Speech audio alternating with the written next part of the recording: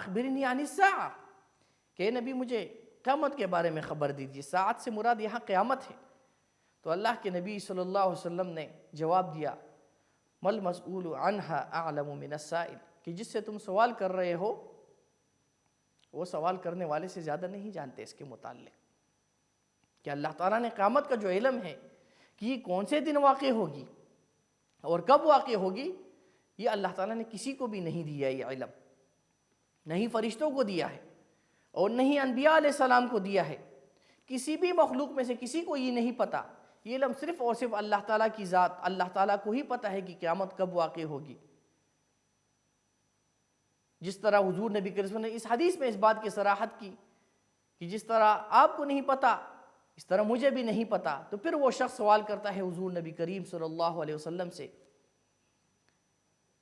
کہ فَأَخْبِرْنِي عَنْ إِمَارَاتِهَا کہ مجھے اس کی نشانیوں کے بارے میں، قیامت کے علامات کے بارے میں خبر دے دیجئے کہ اس کی نشانیاں کیا ہے کہ جس کے متعلق ہم سمجھ سکیں کہ قیامت قریب ہو گئی ہے.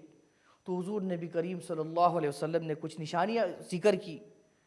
پہلی نشانی یہ ذکر کی أَن تَلِدَ الْأَمَةُ رَبَّتَهَا کہ لونڈی اپنے آقا کو جنے گی. محدثین کرام نے اس لفظ کی تشریح کے بارے میں مختلف اقوال ذکر کیے ہیں، جس میں سے پہلی بات یہ ہے کہ اس عبارت کا مطلب یہ ہے أَن تَلِدَ الْأَمَةُ رَبَّتَهَا کہ لونڈی اپنے آقا کو جنے گی. اس کا مطلب یہ ہے کہ ماں باپ کی نافرمانی بہت زیادہ ہو جائے گی. کہ جس طرح ایک انسان اپنے غلام سے، اپنے لونڈی سے جس طریقے سے برتاؤ کرتا ہے، اس طرح والدین کے ساتھ برتاؤ کیا جائے گا، والدہ کے ساتھ اس طرح کا برتاؤ شروع ہو جائے گا. تو یہ قیامت کی نشانیوں میں سے. اور دوسرا مفہوم محدثین نے یہ ذکر کیا ہے کہ اس کا مطلب یہ ہے کہ بدکاری معاشرے میں بہت زیادہ ہو جائے گی، فحاشی اور عریانی بہت زیادہ پھیل جائے گی. اور پھر دوسری نشانی حضور نبی کریم صلی اللہ علیہ وسلم نے ذکر کی وَأَن تَرَى الْحُفَاةَ الْعُرَاةَ الْعَالَةَ کہ تو ننگے جسم اور ننگے پیر،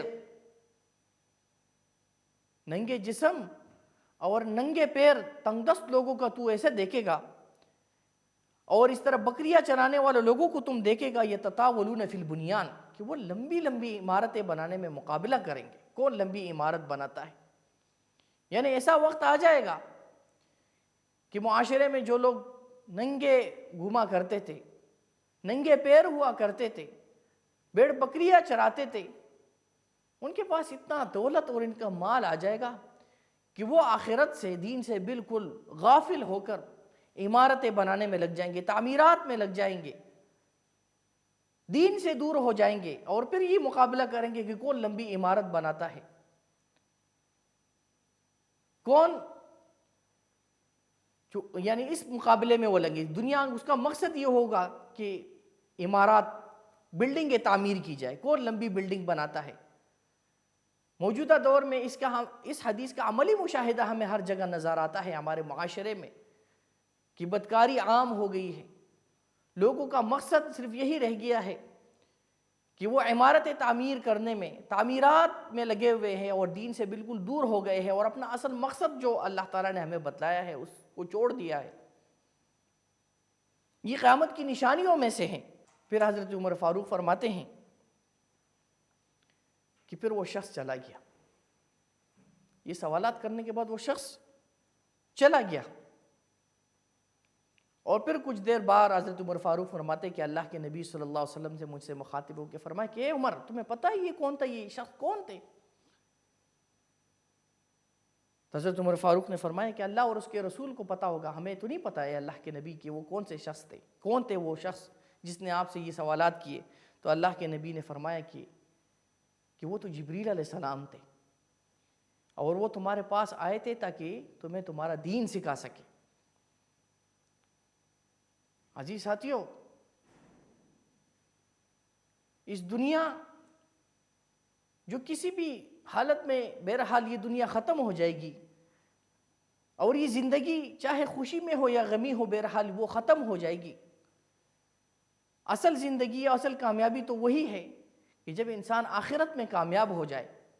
آخرت کی کامیابی ہی اصل ہے کہ جہاں زندگی کی کوئی انتہا نہیں ہوگی، جہاں موت کا کوئی تصور نہیں ہوگا، اور اس زندگی کے اندر کامیابی انسان کو تب ملے گی کہ جب وہ حقیقی معنوں میں اسلام اور ایمان مسلمان بھی ہو اور ساتھ میں دل سے بھی وہ مومن بن جائے، تو تبھی انسان کو کامیابی نصیب ہوگی اور وہ جنت کا مستحق بنے گا اور اللہ تعالیٰ کی رضامندی کا مستحق بنے گا۔